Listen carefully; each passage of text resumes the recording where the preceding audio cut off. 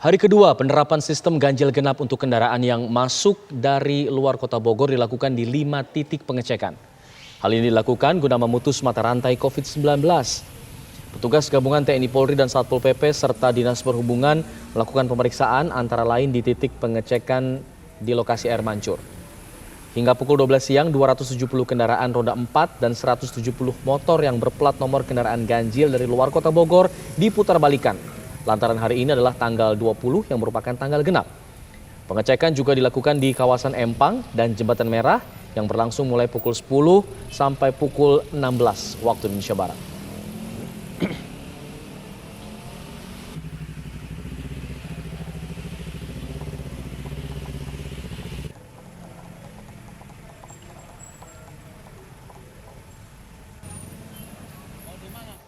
Lalu bagaimana penerapan sistem ganjil genap kendaraan di Kota Bogor ini? Saya akan berbincang langsung dengan Wakil Wali Kota Bogor, Pak Dedi Arahim. Selamat sore, Assalamualaikum Pak Dedi. Waalaikumsalam warahmatullahi wabarakatuh. Selamat sore. Ya, Pak Dedi, sudah diberlakukan sejak kemarin ya, kalau tidak salah. Nih, evaluasinya bagaimana di hari kedua ini? Apakah sudah menunjukkan hasil yang diinginkan? Ya, sebetulnya informasi sudah kita sampaikan ya melalui berbagai media, termasuk media elektronik. Akan tetapi mungkin masyarakat masih berspekulasi terkait dengan adanya ganjil genap di Kota Bogor. Hasilnya ya hari ini memang kita melihat sebetulnya total hampir sama dengan kemarin.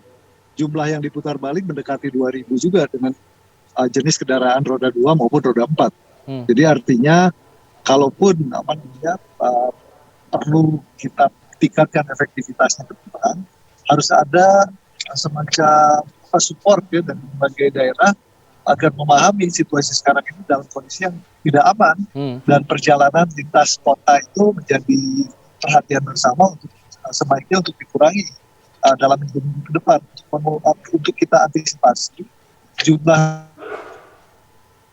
kapasitas rumah sakit yang berada di Kota Bogor sekarang ini bornya sudah hampir 80%. Jadi artinya sudah di atas ketentuan dari ketentuan ini ya fasilitas rumah sakit yang bisa dimanfaatkan.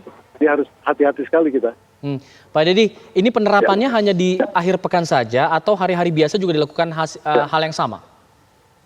Untuk sementara di akhir pekan, tetapi kita sedang mencoba mencari alternatif lain yang kira-kira bisa mengefektifkan daripada upaya kita untuk mengurangi mobilitas warga agar tidak ada potensi baru penularan COVID-19, termasuk yang masuk ke Kota Bogor maupun tentu ya di wilayah Jabodetabek ini kan sama-sama harus kita pahami bahwa kondisi rumah sakit, kondisi penanganan kesehatan dan sebagainya sedang dalam kondisi yang paling buruk ini kalau kelihatannya.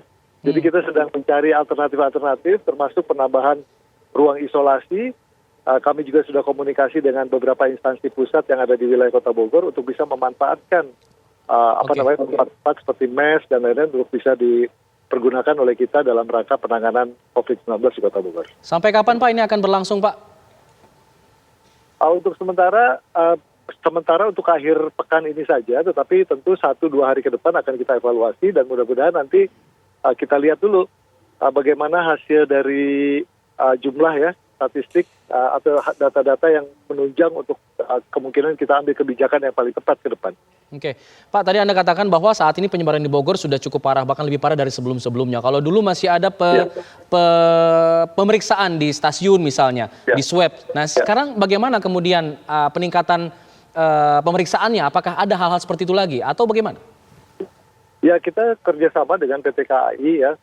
Mulai besok kemungkinan akan kita lakukan random check ya kepada penumpang KRL dan kita akan ambil ya rapid test antigennya secara acak untuk bisa kita pastikan kita mapping ya bagaimana potensi resiko yang ada masuk maupun keluar dari Kota Bogor, khususnya bagi mereka yang menumpang kereta api.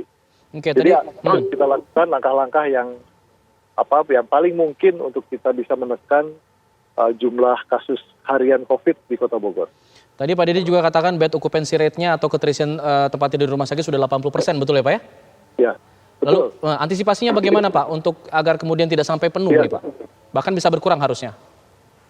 Ya tadi yang pertama kalau dari sisi penyebaran virusnya kan sekarang mungkin adalah resiko dari kemarin ya, libur Lebaran yang memang banyak sekali orang-orang tetap melaksanakan mudik.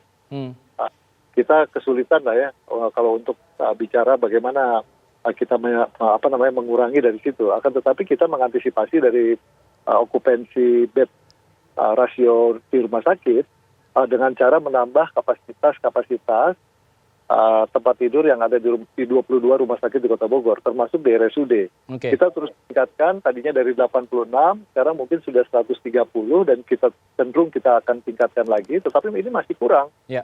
Sebagian besar masyarakat sekarang membutuhkan, kita tidak bisa penuhi, karena memang saat ini betul-betul seluruh rumah sakit sedang penuh. Baik, salah satunya adalah dengan menerapkan ganjil genap tadi untuk mengurangi penuhnya ketika kita tempat tidur. Nah, dengan adanya sistem ganjil genap ini tentunya ini akan berdampak pada pemasukan dari Kota Bogor sendiri. Perekonomian seperti apa, Pak? Mungkin restoran, tempat hiburan, tempat wisata akan terdampak dengan hal ini. Mereka menjerit tentunya. Apa kemudian antisipasinya? Ya, dalam kondisi seperti ini semua harus paham bahwa situasinya memang berbeda. Kemarin waktu di bulan Februari, Maret ya, kasus tertinggi masih di bawah 200 kasus per hari. Tetapi hari ini sudah di atas 200. Meskipun hari ini berkurang ya, ada 184, akan tetapi saya pikir kalau kita tidak hati-hati akan terus naik, dan tadi kita tidak mampu mengantisipasi dari sisi kuratif. Rumah sakit penuh, kemudian juga tempat isolasi kita juga penuh.